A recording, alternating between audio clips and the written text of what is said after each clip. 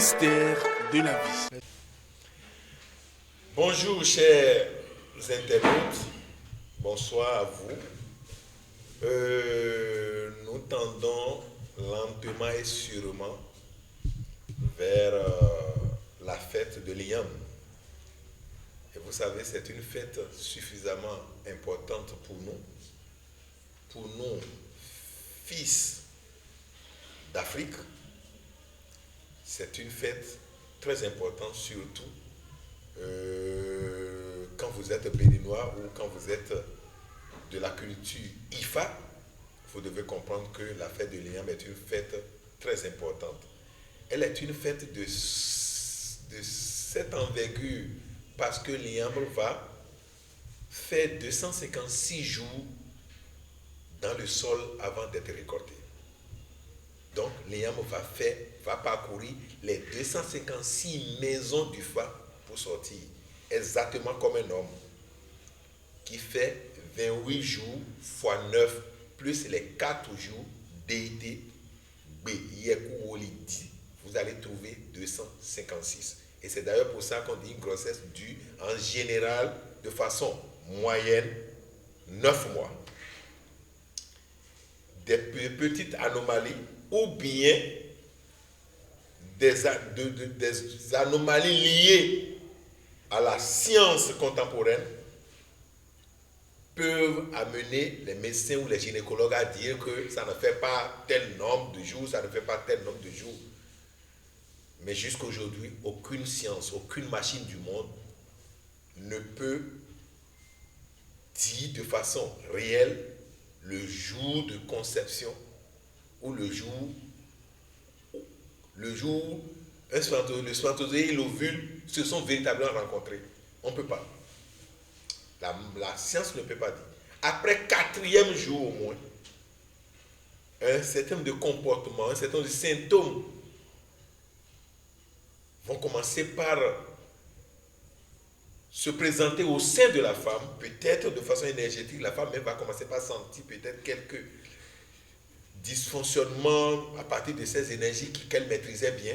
Et c'est en ce moment, on pouvait déjà commencer par imaginer des choses. Mais les 4 premiers jours qu'on appelle 4 jours d'été, ces 4 jours-là, l'univers, la nature utilise pour dire déjà non à la compréhension des choses de l'univers. Et si l'Iyam arrive à faire ce temps dans le sol avant de sortir, on se dit, et pendant le fait que l'Iyam s'apprête pour sortir, pendant tout ce temps-là, il y a des phénomènes de la vie, de l'univers qui s'observent.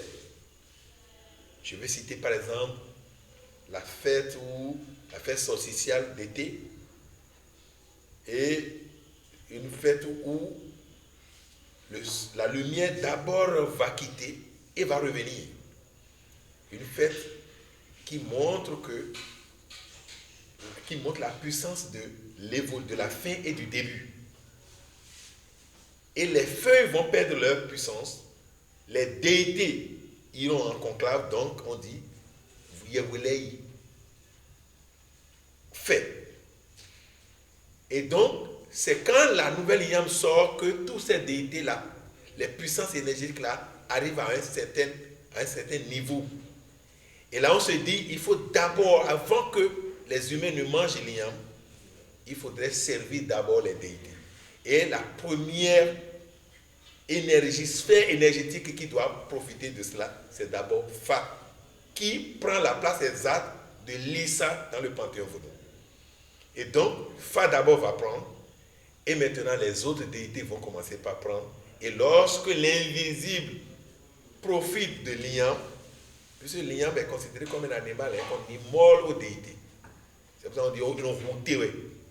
Et donc, quand on immole l'Iyam aux déités, on peut l'immoler maintenant et permettre aux humains de manger. Donc, vous qui avez vos Fa, faites nettoyer vos Fa, faites laver vos Fa et donnez de l'Iyam à vos Fa d'abord.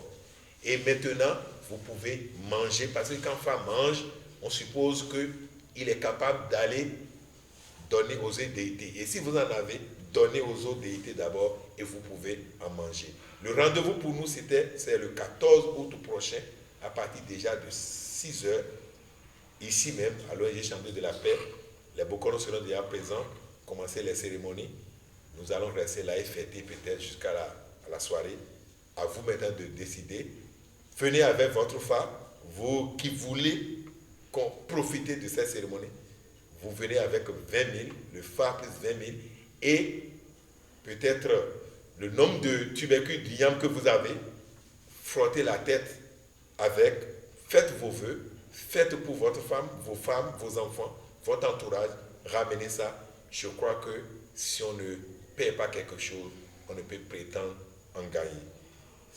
Même si vous voulez fendre de bois, permettez que quelques bribes de ce bois doivent vous échapper, mais vous finirez quand même par fendre ce bois-là.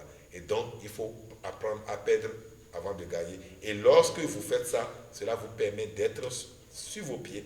Vous conjurez les maladies, vous conjurez la mort subite, vous conjurez beaucoup de choses parce que l'ayant appelé Tévi. Maintenant, formera le thé. Nous disons Zimidaya. Ce n'est pas pour rien que les parents le font. Et donc, vous devez le faire parce qu'il revient à nous de perpétuer la tradition et nous sommes là pour jouer ce rôle. Merci, Père, à vous.